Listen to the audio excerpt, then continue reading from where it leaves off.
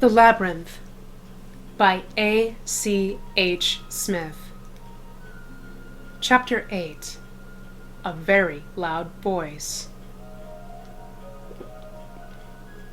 Once they had left the wise man, Sarah and Hoggle found that by walking forward they could move ahead. It made a nice change. Not, however, any more than a nice change, because the maze of hedges turned them left and right and back again so often that it was impossible to make any progress toward the castle. Frequently it could be seen, its spires and turrets looming in the distance above the hedges, but no matter how far and fast they walked, it remained in the distance. Sarah was still thinking about the wise man.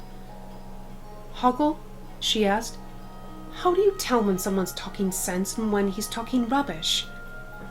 Hoggle shrugged impatiently. "How should I know? All I knows is we're going to get ourselves well and truly lost in this place. Let me go back." "Not on your life. You're sticking with me now until we get there," Sarah said, wondering how much time she had left. Hoggle said, rather non-committally, she thought.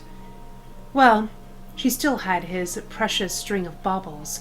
He wouldn't get that back until she had found Toby, and she judged that nothing would induce him to abandon her while she still had his treasures. Alley, turning. Alley, dead end. Stone pillar. Alley, ornamental shrub. Turning. On it went, leading nowhere.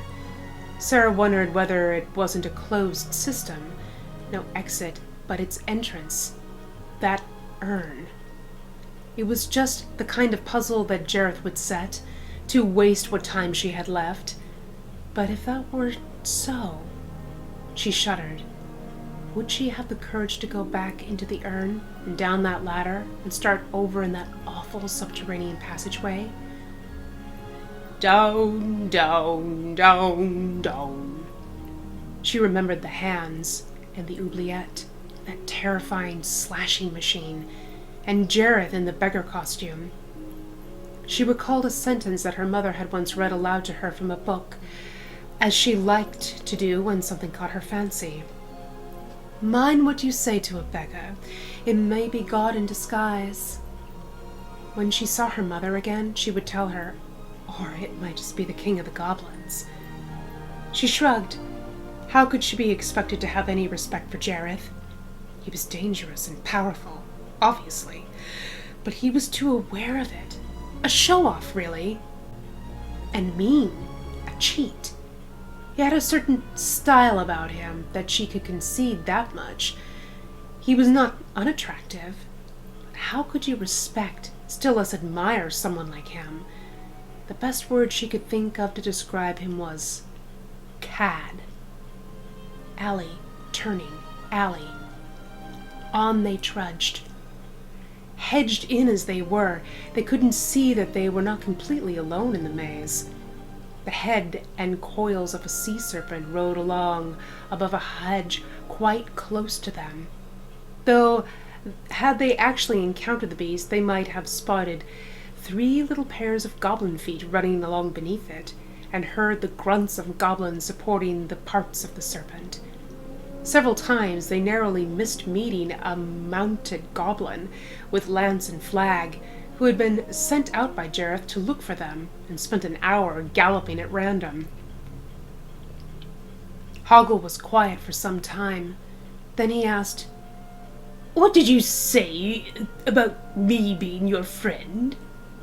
"Because you are," she told him candidly. "You may not be much of a friend, but the only friend I've got in this place." Hoggle thought about it for a while. Then he said, "I ain't never been no one's friend before."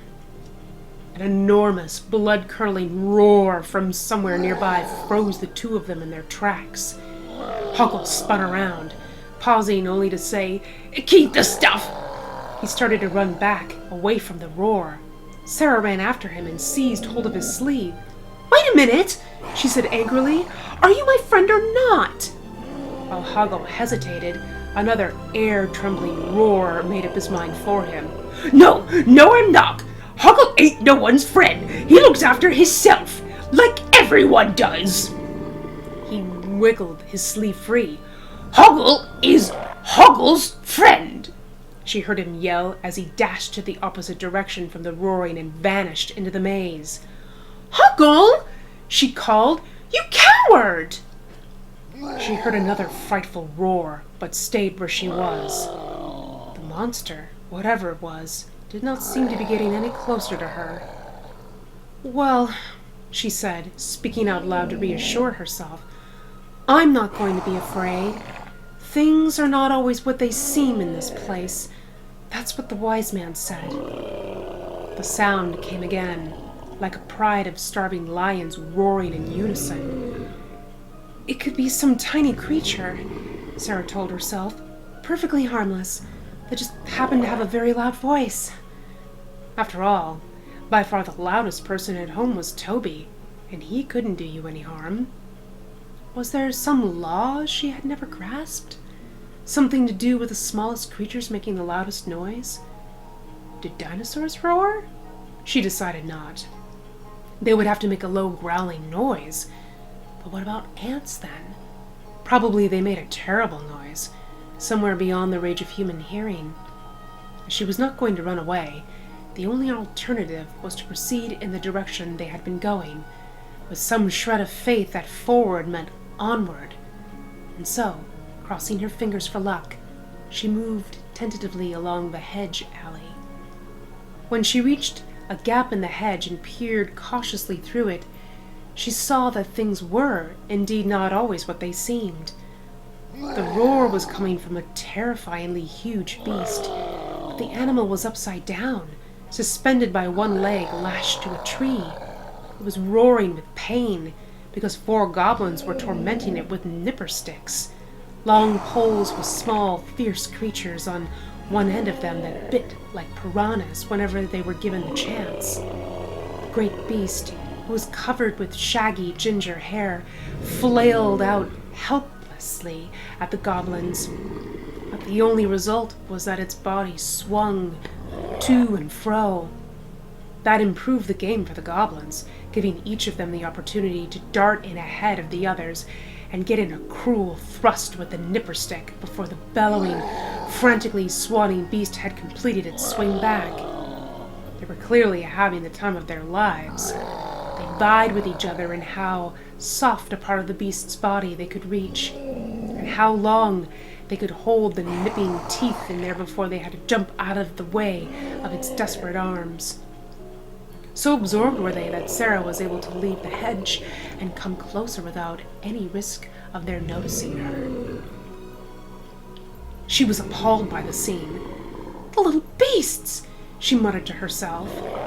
She looked around for a weapon and found some small rocks. She picked one up, took careful aim, and threw it at the nearest goblin. It hit him on the head, knocking the visor off his helmet down over his eyes. "Hey!" the goblin exclaimed. "Who turned out the lights?" He lurched around sightlessly, still swinging and thrusting out his nipper stick. The vicious creature on the end of the stick was glad to bite anything within its reach. When it made contact with another goblin, its teeth sank in. "Ouch! Ouch!" the bitten goblin shrieked. "Hey! Stop that, you!" "Stop what?" asked the first goblin, still prodding out unseeingly. The second goblin was now under ferocious assault. "Ah! Dogweed! Rat's meat!" Spitefully, he retaliated by deliberately using his nipper stick. It was a blinded goblin's turn to wail. "Help! Who's attacking me? Where are the lights?" The other 2 goblins had paused in their tormenting of the beast. This was even better fun. They nudged each other and snickered as they watched the fight. "Come on," one of them shouted. "You got him!" yelled the other, hopping up and down in his excitement.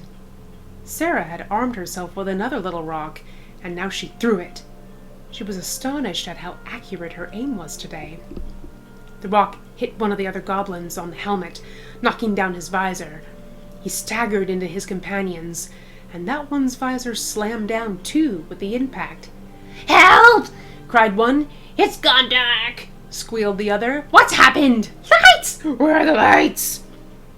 Meanwhile, the first goblin, still visored and unable to see who was nipping him, decided that his only recourse was to take to his heels. Running blind, he crunched straight into the other two, who were both staggering now. His nipper stick seized its opportunity. Sarah watched with tears of laughter in her eyes as 3 goblins dueled with each other, helmets over their faces, while the 4th went on cursing his wounds. Ouch! I'm being nipped! Help! Lights!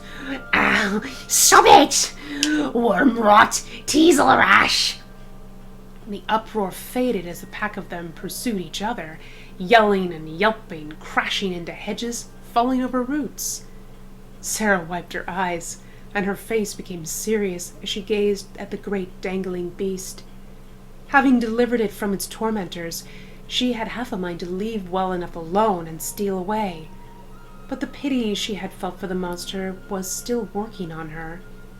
She approached it cautiously. What the shaggy brute saw was another tormentor coming. It let out a terrible roar and aimed a great blow at her. She was careful to remain just out of reach. All the same, even to stand there and face the gigantic, inverted creature took more courage than she thought she had. She remembered having read somewhere that you have to speak firmly and with confidence to wild animals. So in her most perfect schoolteacher voice, she told it, "Now stop that!" Another great roar was on its way from the depths of the monster's body, but the beast stopped in mid-roar when it heard itself thus addressed. It said. Sarah clicked her tongue. "Is that any way to treat someone who's trying to help you?" The monster still had its doubts. It tried delivering another bellow and aimed a swipe, but there was not much conviction in it. "Stop it, do you hear?" Sarah was beginning to enjoy herself. It was a role she played well, having had plenty of time to study those who played it every day in the classroom. It was one of the parts she had liked to perform for her mother's amusement. The monster answered, "Now do you, or do you not want me to get you down from that tree?" The monster hung in there for a bit, reflecting on what its options were. It craned its neck to look up at its tethered ankle, reflected again, then turned its face to Sarah. "Ludo, down," it said. His voice had become almost deferential. Its face was still fearsome, though. Ox-like horns on its head, sunken eyes, an enormous jaw with a fang protruding at each end, and a broad, gaping mouth that looked grim. Sarah steeled herself to approach closely. She felt its warm breath on her face as she stood beside the beast and twisted herself down from the waist to get a look at it the right way up. What she saw surprised her. The great mouth that had looked so grim, with its turned-down corners, had actually been, of course, smiling sweetly at her.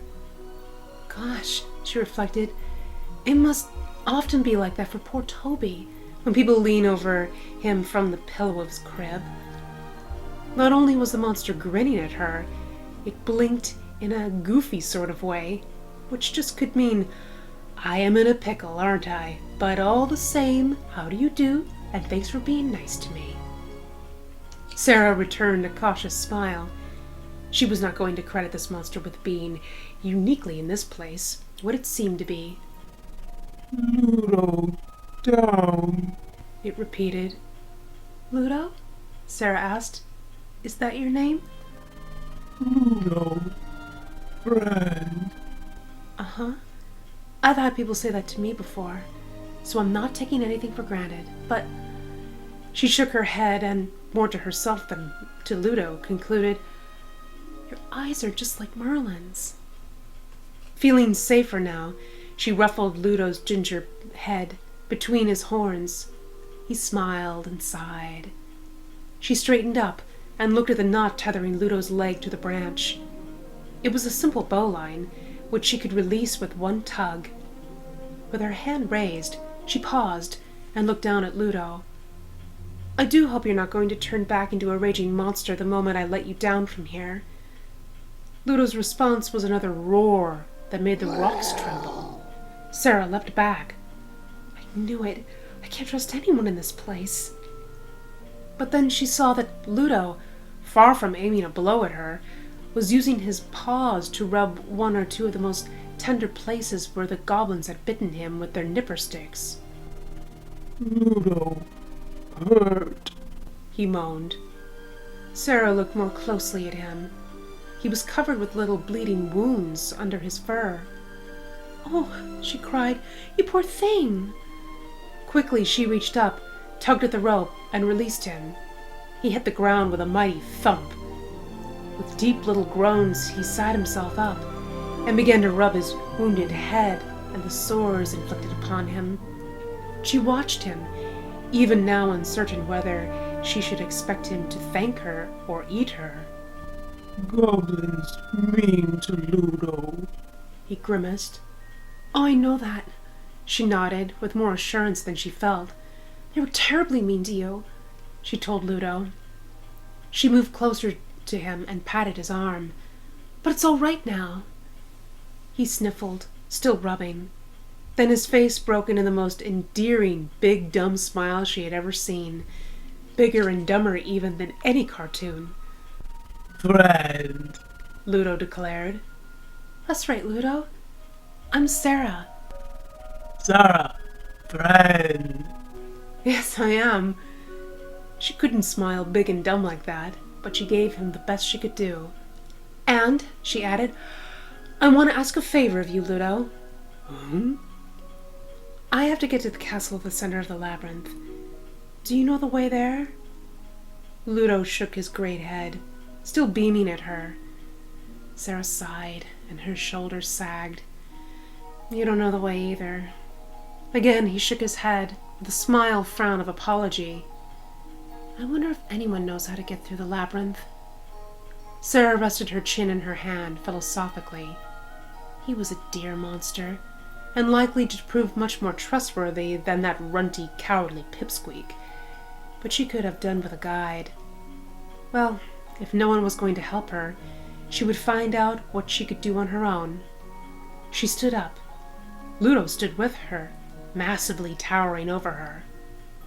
He may be no guide, she thought, but it's nice to have him on my side.